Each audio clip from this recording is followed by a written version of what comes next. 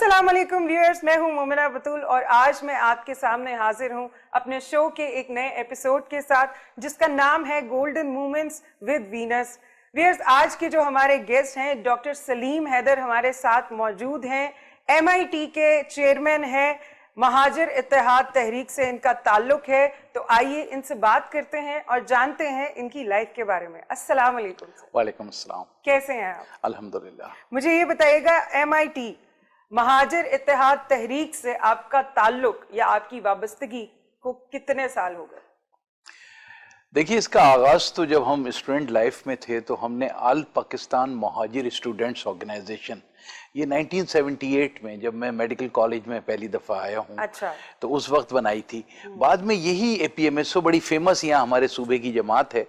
तो इस जमात के ने जब अवामी सियासत का फैसला किया तो मैं फाउंडर चेयरमैन हूँ उसका, और 13 मार्च 1984 को हमने महाजिर इत्तेहाद तहरीक बनाई। अच्छा, तो जब से ताल्लुक तो ये, क्योंकि बुनियाद ही मैंने रखी है। ऑलमोस्ट तो आपको कितने साल हो गए इस तहरीक इसको से समझ जुड़े हुए? लीजिए कि मुझे 78 से अगर हम इसको जोड़ते हैं जो मुसलसल, तो ये 43rd ईयर है हमारा इस तहरीक। माशाल्लाह, मतलब आपको 43 इयर्स हो गए हैं, आप इस तहरीक के चेयरमैन हैं। I am the chairman. बहुत बड़ी बात है। तो आपको मतलब सियासत में आने का शौक किस तरह से पैदा हुआ?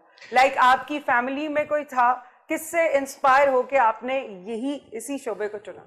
देखिए, मैं तो बुनियादी तौर से तो मैं डॉक्टर हूँ, मैं सर्जन हूँ। अच्छा। तो लेकिन ये कि जो सियासत में आए स्टूडेंट लाइफ में जब हम आए, और उस वक्त ऐसे हालात थे कि दो जमातें थी यहाँ पे, एक जमीयत इस्लामी जमीयत तलबा और NSF, लेकिन उसके मुकाबले में हम लोगों ने एक ऑर्गेनाइजेशन बनाई, ऑल पाकिस्तान महाजिर। क्योंकि हालात सिंध में ऐसे थे, ये भुट्टो साहब की जो फांसी के वाक़े के जो है वो दौरान जो है ये वाक़या हमारा हुआ, काफी इश्तियाल आ गया, बहुत ज्यादा था, और सिंध में एक पॉलिटिकल अवेयरनेस बहुत ज्यादा थी। तो हम देख रहे थे कि यार हमारे लोगों के साथ बड़ी ज्यादती हो रही है। तो हमने अवाम, पहले उस वक्त तक हमें ये ख्याल नहीं था कि हमें यहाँ तक पहुंचना है, सियासत को यहाँ तक ले जाना है। ये था कि स्टूडेंट पॉलिटिक्स के अंदर काम करेंगे, फिर अपने प्रोफेशंस में चले जाएंगे। लेकिन फिर हालात का ऐसा जबर हुआ, बिलखुसूस 1985 यहाँ जो बुशरा जैदी का एक कत्ल एक तालबा का बस हादसे के नतीजे में हुआ। तो फिर हमारे स्टूडेंट थी, I guess sir Syed college की स्टूडेंट थी। अच्छा। तो उसके बाद से हमारे ऊपर एक ऐसा प्रेशर होता रहा कि हम फिर पुश होते रहे पॉलिटिक्स की तरफ। यानी ये समझ लीजिए कोई शऊरी तौर से नहीं आए थे हम। अच्छा। लेकिन फिर हालात और जबर ने हमें इस तरफ, मतलब वो आपके अंदर एक जज्बा था इस तहरीक को आगे लेकर चलने का। 43 इयर्स हो गए आपको इस तहरीक को चलाते हुए। तो 43 इयर्स में इस तहरीक को चलाते हुए कितनी हर्डल्स आई आपकी जिंदगी में? क्या क्या मुश्किलात आई? किन किन चीजों को फेस करना पड़ा आपको? मुझे गिरफ्तार कर लिया गया ये 1987 में। अच्छा। और मुझे उस वक्त की हुकूमत ने गिरफ्तार बगावत के मुकदमे में कर लिया, वो सहा। फिर इस सफर के दौरान 6 मरतबा हमारे ऊपर, मेरे ऊपर कातलाना हमले हुए। अच्छा। और आखिरी हमला इतना शदीद था जिसमें ये मेरे जिस्म में गोलियां भी लगी। लाइक उसके बाद आपको अरेस्ट कर लिया गया? जी हाँ, जेल में डाल दिया गया? जेल में डाला गया। कितना अरसा आप जेल में रहे? देखिए, उस वक्त जब मेरे ऊपर ये बगावत का मुकदमा बना तो ये एक बड़ा PLD कहलाती है एक चीज, PLD 1987, यानी जिसमें अदालतों में चलने वाले मुकदमात की नजीरें रखी जाती हैं। तो मेरा एक नजीर के तौर पे मौजूद है वो मुकदमा। और पाकिस्तान के जो 2 चीफ जस्टिस बाद में सुप्रीम कोर्ट तक गए, उन्होंने मेरे लिए फैसला दिया कि ये मुतालबा करना पाकिस्तान से बगावत नहीं है। तो मुझे मुकदमा तो 3 महीने चला और हाई कोर्ट में, और उसके बाद मुझे बाइज्जत तौर से बरी किया गया कि मेरे ऊपर झूठा इल्जाम लगाया है। यानी कि टोटल आपका अरसा जेल में 3 माह तक, 3 माह तक मैं जेल में रहा। जी हाँ, मुझे बिल्कुल आइसोलेशन। उसके बाद जब आप पे गोलियां भी बरसाई गई, इतना कुछ आपके साथ हुआ, आपने बताया कातिलाना हमले भी हुए, तो कभी दिमाग में ये नहीं आया कि मैं इसको छोड़ दूं अपनी फैमिली के लिए? कभी आया दिल में ये बात? नहीं, ये कभी नहीं आया, इसलिए कि हम बहुत कमिटेड लोग हैं इस मामले के अंदर, और हम किसी भी सूरत में ये सोच भी नहीं सकते अब जिस तरह से हम इसमें इन्वॉल्व हैं इस मूवमेंट में, क्योंकि बहुत बड़ी तादाद में अवाम का हमारे साथ उम्मीदें हैं कि हम उनके राइट्स के लिए आवाज उठाते रहेंगे। تو الحمدللہ آج تک اس تحریک میں شامل ہیں، لیکن میرا زیادہ کام جو ہے نظریاتی سائٹ پہ ہے. میں اس تحریک کی، اس مہاجر تحریک کی نظریاتی جو قیادت ہے وہ آج تک شروع سے میں کرتا رہا ہوں، اور ابھی تک میں اس میں یعنی کہ تب سے لے کر اب تک ہمارے جو نوجوان نسل ہے آپ ان کے سامنے یہ نظریہ پیش کرتے ہیں؟ بالکل، روزانہ کی بنیاد پہ مجھ سے نوجوانوں کے گروپس آ کے ملتے ہیں. میں ان کو سمجھاتا ہوں کس طریقے سے ہم نے اس ملک میں، اس صوبے کے اندر، یہ الگ بات ہے کہ ابھی تک جو مقاصد ہمارے ہیں، جو ہمیں حاصل کرنا ہے، وہ نہیں کر پائے، اس لیے کہ ہم انتخابی سیاست میں نہیں ہیں. ہمارا ایک گروپ انتخابی سیاست میں بھی، اور اس نے، آپ جانتی ہیں کہ انہوں نے سیٹیں بڑی جیتی ایم کیو ایم والے. تو لیکن میرا ابتدا میں ان کے ساتھ اختلاف ہو گیا تھا، اور میں چاہتا تھا کہ اس تحریک کو ہم نظریاتی طریقے سے چلائیں. اختلاف کی وجہ کیا تھی؟ دیکھیے یہ بہت ابتدا کی بات ہے، اور اب تو میرے خیال ہے اس بات کو بھی 1983 سے لے کے اور یہ ٹائم ہو گیا ہے. تو اس وقت اختلافات بہت، یہ آج جو تحریک جس جگہ جا کے کمزور ہوئی ہے، ختم ہوئی ہے، یہی میرے اختلافات کی بنیاد تھی. میں اس بات کا مخالف تھا کہ اس طریقے سے اس تحریک کو لے کے نہیں چلنا چاہیے. ہماری لڑائی قومیتوں کے ساتھ نہیں ہے، کسی قوم کے ساتھ نہیں ہے، ہمارے رائٹس کا تعلق حکومتوں کے ساتھ ہے. پاکستان کے اقتدار، مقتدر اعلیٰ جو حلقے ہیں وہ ان کے ساتھ ہے.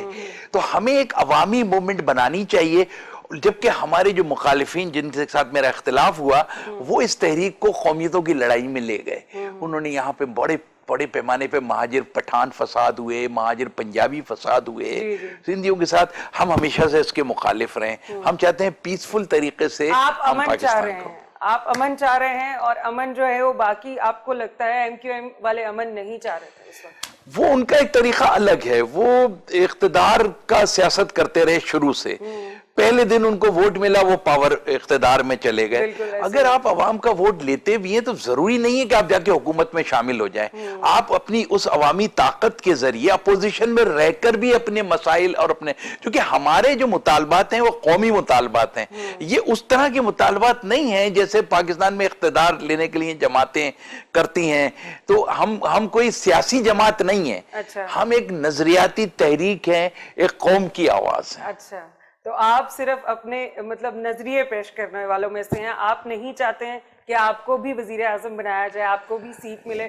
کیا آپ اس لڑائی میں نہیں شامل ہونا چاہتے؟ نہیں، ہم نہ کبھی رہے ہیں اور ہم نہ ہونا چاہتے ہیں. اچھا، اس ملک کے اندر ہم صرف ایک نظریاتی اپنی قوم کے حقوق کی آواز اٹھانے کی تحریک ہے، لیکن ہم کوئی اقتدار کی سیاست کا حصہ نہیں ہے. یعنی کہ آپ کو اقتدار نہیں چاہیے؟ نہیں، اقتدار سے کوئی، کئی دفعہ زندگی میں ایسے مواقع آئے، کتنی دفعہ آفر ہوا کہ آپ وزیر بن جائیے، آپ اپنے لوگوں کو، لیکن اس کو ہم نے ہمیشہ مسترد کر دیا. مطلب آپ نے ان کی آفر کو قبول نہیں کیا. ہم ایک طرف ہم پروفیشنل ہیں، ہماری پوری ٹیم، دوسری طرف یہ کہ ہم والنٹیئرز کے ساتھ کام کرتے ہیں.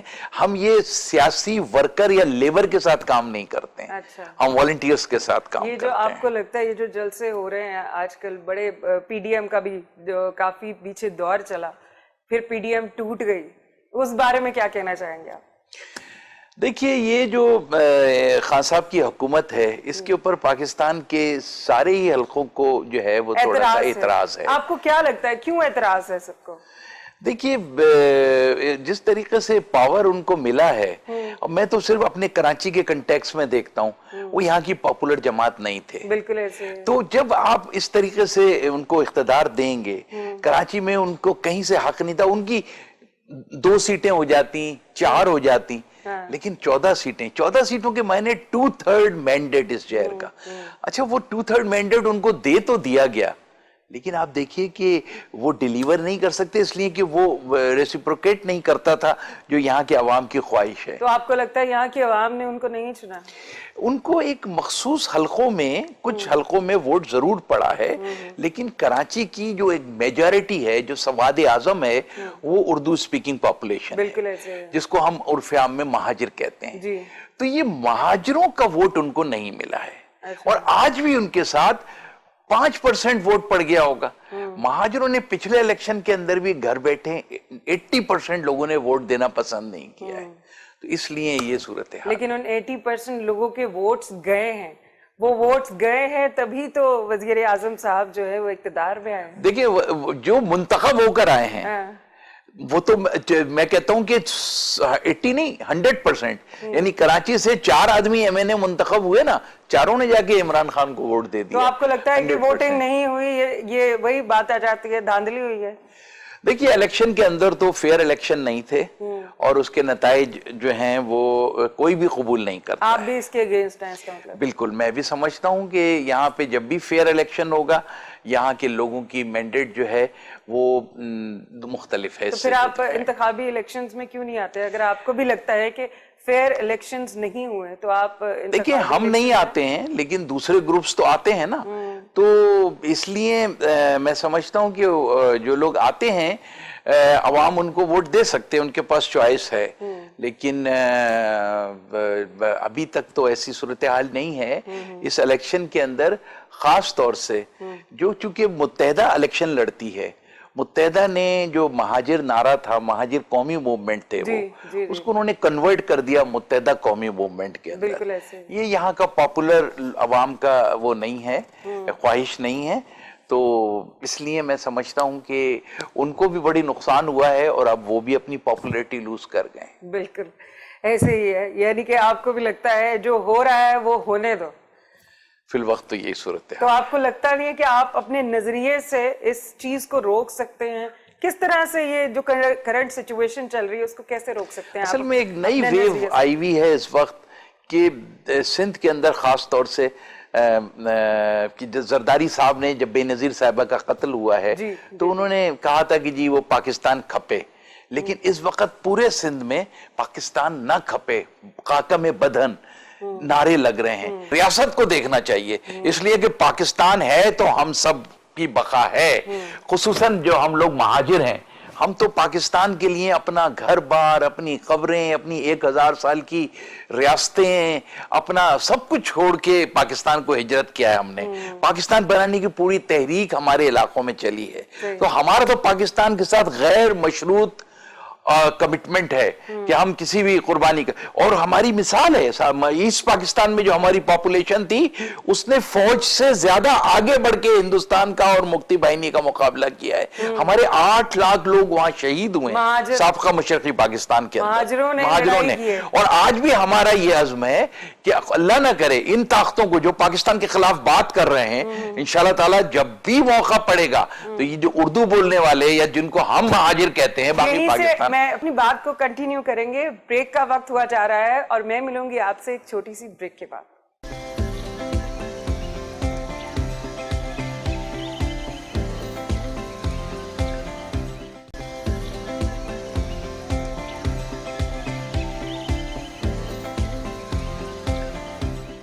Welcome back fears. اس وقت ہم لوگ بیٹھے ہیں سلیم حیدر صاحب کے ساتھ جو کہ MIT کے چیئرمین ہیں.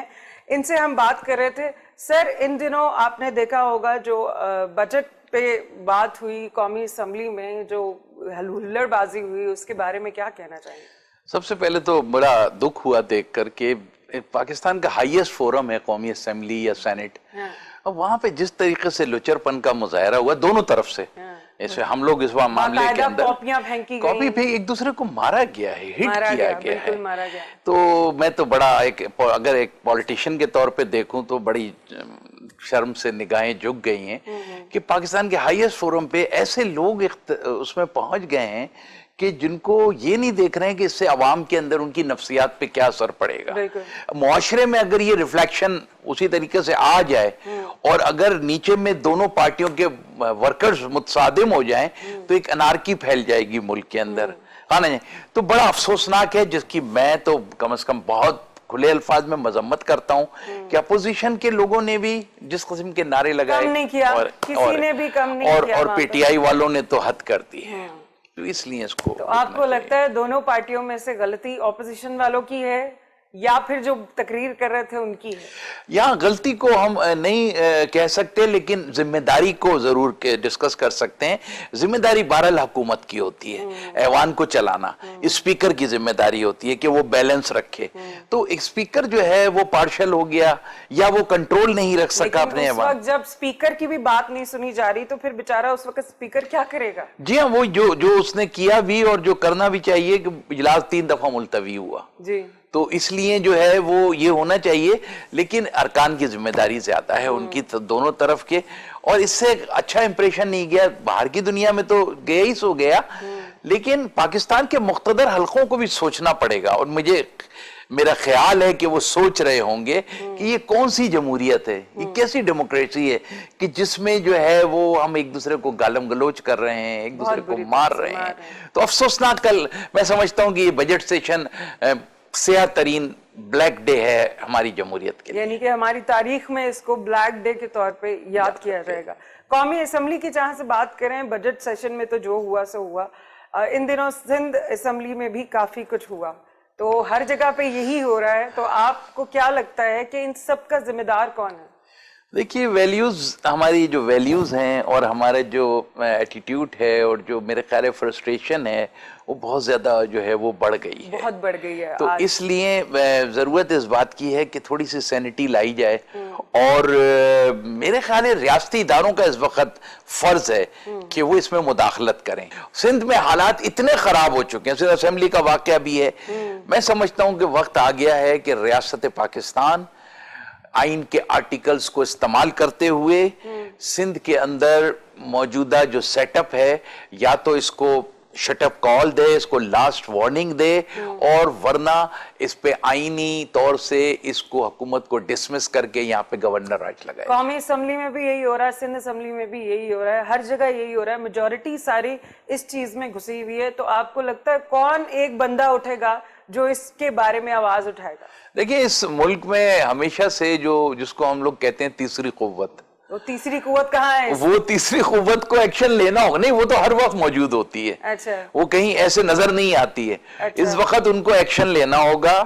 ان سیاسی جو لوگ ہلڑ بازی کر رہے ہیں اور پاکستان کو ڈی اسٹیبلائز کر رہے ہیں، ایک ایسے وقت پہ جب خطے کے اندر دوسری تبدیلیاں بھی آ رہی ہیں، بالخصوص افغانستان میں جو بھی کچھ ہو رہا ہے، امریکہ کا جو بھی پریشر اس طرف ہے، اس وقت ہماری پاکستان کی ریاست کو اپنے آپ کو فعال طریقے سے سامنے لانا چاہیے، اور اب کسی کے اوپر بھی کسی کی بھی ٹپ کرنے کی بجائے، کسی ایک کی حمایت کرنے کی بجائے، ان کو جو ہے وہ اصولوں پر اور انصاف پر فیصلے کر کے جو ہے وہ مداخلت کرنی، ایکشن لینے کا وقت آ گیا ہے۔ میری درخواست ہے، اپیل ہے، آرمی چیف سے اپیل ہے، میری پاکستان کے کرتا دھرتاؤں سے اپیل ہے، ہمیں سندھ کے اندر پاکستان کے خلاف لگنے والے نعروں کا سنجیدگی سے نوٹس لینا چاہیے، اور کسی کو اجازت نہیں ہونی چاہیے کہ وہ پاکستان ملک کے خلاف، وفاق کے خلاف، فوج کے خلاف، ریاست کے خلاف کوئی بات کرے، اس کے اوپر کام ہونا چاہیے۔ ہر پاکستانی کے اندر ایک جذبہ تو ہے نا، ہمارا ملک ہے، جب ہماری فوج سرحدوں پہ حفاظت کرتی ہے تبھی ہم لوگ سکون سے سوتے ہیں، لیکن ہم اس ملک کے بارے میں کیسے سن سکتے ہیں؟ سوال ہی پیدا I swear to my God، مجھے پرسنلی یہ چیز بالکل بھی برداشت نہیں ہو رہی ہے کہ پاکستان کو مرد آباد کہا گیا، اور ہم جیسے لوگ، اگر آپ نے ابھی بولا میڈیا بول سکتا ہے، تو میں ضرور بولوں گی، اگر اب ہم خاموش رہے تو ہم کب بولیں گے؟ اس وقت ہمیں بولنا چاہیے، ہمیں سٹینڈ لینا چاہیے۔ ہم سب لوگوں کو، ہم سب مل کر کھڑے ہوئے ہیں، اور ہمیں کھڑا ہونا چاہیے، ہمیں ان پاکستان کے دشمنوں کے خلاف کھڑا ہونا چاہیے، ریاست کو ہمیں بھی مدد کرنی چاہیے تاکہ ہم اس کے اوپر کھڑے رہ سکیں، اور ریاست کو خود آ کے قانونی طریقے سے ان کو پکڑیں، گرفتار کریں، اور ان کو اتنی عبرتناک سزا دیں کہ آئندہ کسی کو پاکستان کے خلاف بات کرنے کی ضرورت نہ ہو۔ بالکل، یہ ہر پاکستانی شہری کا فرض ہے کہ وہ اپنی آواز اٹھائے، کیونکہ اٹس انف فار انف، کہ میں خود یقین کرے پاکستان مرد آباد کون لگا سکتا ہے نعرہ؟ یہ کون لوگ ہیں جو ہمارے ملک میں رہ کے ہمارے ملک کے اپنے نہیں ہیں، ہمارے ملک کے سگے نہیں ہیں؟ جب وہ فرسٹریٹ ہو جائیں گے تب وہ گھروں سے نکل کے ایک دوسرے کا گریبان پکڑ لیں گے۔ آپ کو پتہ ہے ابھی حالات کتنے بدل چکے ہیں، جی، عوام ویسے ہی بہت پریشان ہے، اوپر سے یہ کہ پاکستان کو مرد آباد کہہ رہے ہیں، عوام جو ہے اگر ان پہ دھاوا بول دے تو آپ کو لگتا ہے کہ ان سب کو ختم کر سکتے ہیں؟ کیونکہ حکومت کے بس کی تو بات دیکھیے عوام نہیں، لیکن عوام اگر متصادم ہوتے ہیں نا تو وہ پھر ایک خانہ جنگی کی کیفیت بن جاتی ہے، وہی نا، وہ نہیں ہونی چاہیے۔ عوام سے عوام کا ٹکراؤ جو ہے نا بڑا خطرناک ہوتا ہے، ہم اس کی مثالیں کراچی میں دیکھ چکے ہیں۔ لیکن ریاست کو میں بار بار قومی اسمبلی اور اسمبلی میں جو ہو رہا ہے اس کے بعد عوام کو آگے آنا پڑے گا۔ ہم یہیں سے اپنی بات کو کنٹینیو کریں گے، مجھے لینا ہے ایک چھوٹا سا بریک، تو ملتے ہیں ایک بریک کے بعد۔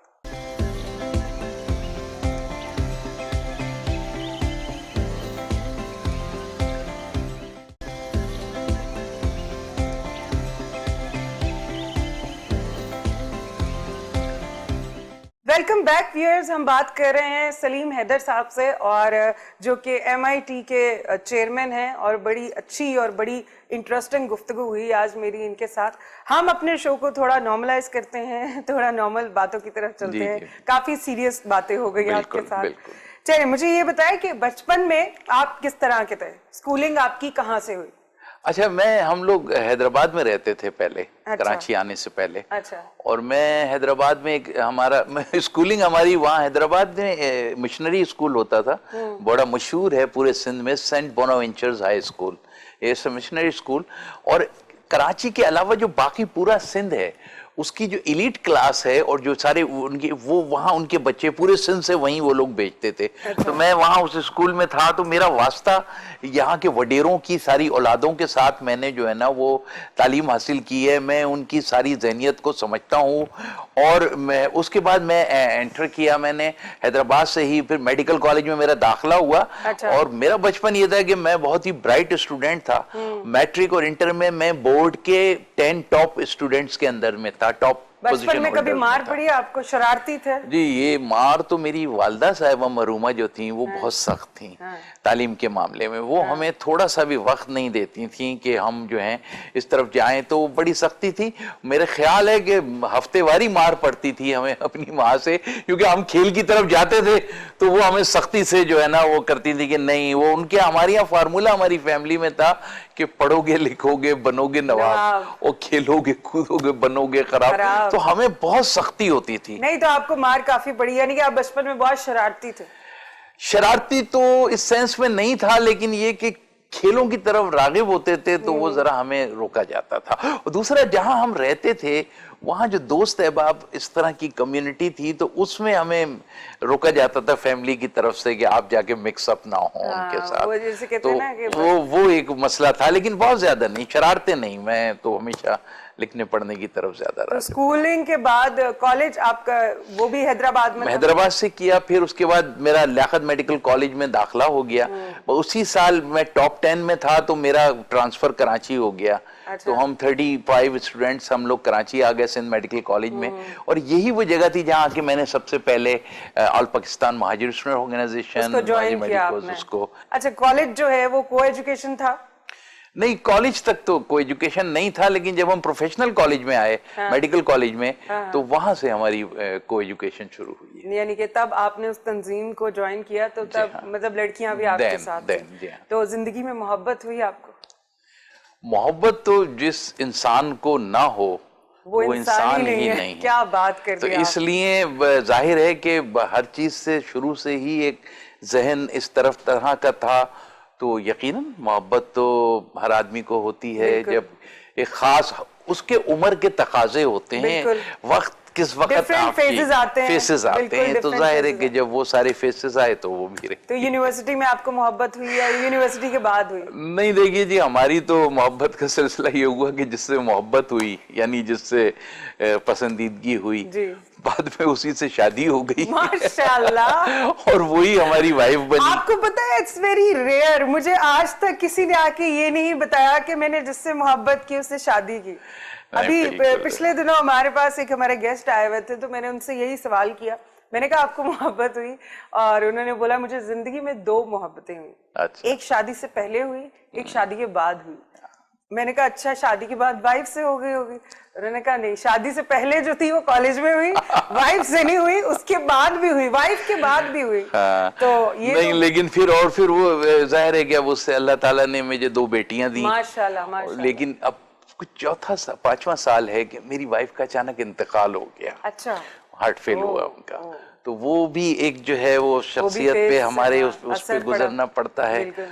तो इस तरीके से जो है वो, लेकिन मोहब्बत एक ऐसा जज्बा होती है, बिल्कुल, वो जिंदगी में भी होती है, मरने के बाद भी रहती है। सही। और वो एक जो एक अटैचमेंट आपकी एक बन जाती है ना, वो आप कभी भी भुला नहीं सकते। मोहब्बत करने के लिए किसी इंसान का पास होना जरूरी नहीं होता।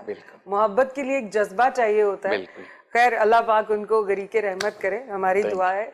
तो आपके बच्चों में से किसी ने नहीं सोचा सियासत में आने का? किसी का रुझान था? अच्छा, मेरी 2 बेटियां हैं। अच्छा। मेरी बड़ी बेटी इस साल उसने मेडिसिन कर ली है, वो डॉक्टर बन गई है। अच्छा, माशाल्लाह। दूसरी बच्ची छोटी जो है वो अगले साल कंप्यूटर इंजीनियर बन जाएगी। अच्छा। 2 ही बच्चियां हैं मेरे, 2 ही बच्चे हैं। माशाल्लाह, माशाल्लाह। तो इसलिए अब ये बेटियां तो सियासत की तरफ नहीं आती हैं, लेकिन सियासत में ना आने के बावजूद मेरी बड़ी बेटी इतनी, मतलब अपने यूनिवर्सिटी के अंदर she was the best compare, पूरा लीड करना अपनी क्लास, मतलब यूनियन अगर वहां होती तो वो उसकी प्रेसिडेंट होती। मतलब पॉलिटिक्स में बजाय अवामी पॉलिटिक्स में नहीं, बहुत अच्छी डिबेटर है, बहुत अच्छी ऑर्गेनाइजर है, बहुत अच्छी, बड़ी ऑर्गेनाइज बच्ची है मेरी। तो अल्हम्दुलिल्लाह वो उसके अंदर वो क्वालिटीज तो आई हैं उनको ट्रांसफर में। लेकिन जरूरी नहीं है कि अगर आपका बेटा नहीं है तो आपकी बेटियां ही बेटे होते हैं। वो बिल्कुल, वो तो माशाल्लाह इतना मोहब्बत है कि वो सारी उनमें कन्वर्ट हो गई है बच्चियों के साथ, और मैं बहुत ज्यादा जितना वक्त मिलता है उनके साथ गुजारता हूँ। अच्छा, कभी आपने खाना बनाया? खाना किस तरह का पसंद है आपको? देसी खाने खाते तो मुझे कॉन्टिनेंटल खाते हैं, देसी, और जितने वो जो रिवायती खाने हैं हमारे, निहारी, पाए, हलीम। अच्छा। मकसद ये कि ये हमारे चॉइस आपकी सारी पंजाबियों वाली है। मेरी देसी चॉइस है। मुझे कभी भी, मैं किसी भी तकरीब में जाऊं, चाइनीज हो, इंग्लिश हो, ना ना ना बाबा, मैं अपने देसी खानों को देसी खानों को प्रेफर करते हैं। तो कभी बनाया आपने खाना? मैं खुद बनाने में बिल्कुल नहीं हूँ, मैं सिर्फ, लेकिन जो अगर बना सकता हूँ, ऑमलेट बना सकता हूँ, इससे ज्यादा मैं कुछ नहीं बना सकता। कभी वाइफ को चाय या ऑमलेट बना के खिलाया? मेरी, हाँ, नहीं, ऐसा हुआ है कि मैंने उनको भी एक आध दफा, लेकिन ज्यादा नहीं। मेरी वाइफ खुद बहुत अच्छी बनाने वाली थी खाना, तो वो इतने अच्छे मजे के खाने बना दिए। और वैसे उनका जब तक वो हयात थी कभी मुझे किचन की तरफ आने नहीं देती थी। खास उनका एक गुस्सा था, अगर नाराजगी कोई दिन भर में होती थी तो आप किचन में क्यों आए, बस आप यहाँ से बाहर हो जाएं। बिल्कुल। तो आप दोनों में कभी लड़ाई होती थी? जब लड़ाई होती थी तो मनाता कौन था? सॉरी कौन कहता था पहले? मेरे वाइफ को जो है ना, उनका ये था कि वो पहले हमेशा उन्होंने सॉरी, हमेशा। आपने कभी सॉरी नहीं की? नहीं, मैं भी अगर, अच्छा, मेरा सॉरी करने का दूसरा अंदाज है। मेरा ये है कि जैसे मेरा अगर आज की नाराजगी हो गई है किसी बात पर, तो जब ये आज का दिन खत्म होगा ना, और जब कल सुबह दूसरा दिन शुरू होगा, तो वो नाराजगी खत्म हो जाती है खुद ब खुद, बगैर कुछ कहे। ये पता नहीं एक अजीब सी मेरे अंदर आदत है कि वो, यानी मुझे सेकंड डे में कैरी नहीं कर सकता उसको। मतलब जो लोगों की लड़ाइयां इतने दिनों नहीं, हमारे यहाँ ऐसा नहीं हुआ। पूरी जिंदगी में कभी ऐसी कोई लड़ाई नहीं हुई, कभी जिंदगी में ऐसा नहीं हुआ। अल्लाह का शुक्र है कि बहुत मिस करते हैं उनको? बहुत ज्यादा नहीं, मैंने कहा बहुत ज्यादा, जाहिर है, इसलिए कि वो बहुत बड़ी उन्होंने 25 साल मेरे साथ उनकी रफाकत रही।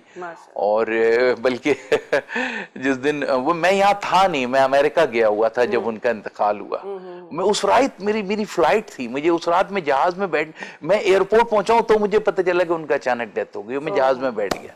बहरहाल ये एक बड़ा हादसा, ट्रेजिक से हम गुजरे। चलें, थोड़ा सा ये बताएं, म्यूजिक सुनते हैं, गाने सुनते हैं, किस तरह का म्यूजिक पसंद है आपको? नहीं, मुझे गजलें पसंद हैं, जाहिर है। किसको सुनते हैं ज्यादा? मैं जो भी, सबको, लेकिन मुझे वो जो इंडिया का जगजीत सिंह, हाँ। वो मेरा, जो भी गेस्ट आता है मेरे शो में, व्यूअर्स, उसका एक ही जवाब होता है कि वो जगजीत सिंह, वो असल में इतना प्यारा, उसका तलफ्फुज इतना प्यारा होता था, उनकी लिरिक्स बहुत अच्छे होते हैं, वो जो है ना, तो वो अच्छी होती है। तो वो मुझे ज्यादा, वैसे तो सारे ही, मेहदी हसन साहब बहुत बड़े हमारे, तो उनकी भी जो है गजलें वगैरह जो है, तो मेरा ज्यादा शौक जो है वो इसका है, गजल। तो कभी फारिग औकात में या कभी आप फ्री होते हैं तो मतलब क्या करते हैं? ज्यादा लॉन्ग ड्राइव पे निकल जाते हैं, म्यूजिक सुनते हैं, या फिर दोस्तों की महफिलों में बैठते हैं? نہیں میرے ساتھ تو یہی ہوتا ہے کہ دوستوں کی محفلیں ذرا زیادہ رہتی ہیں، رات گئے تک، رات کے آخری پہر تک دوستوں کی محفلیں رہتی ہیں.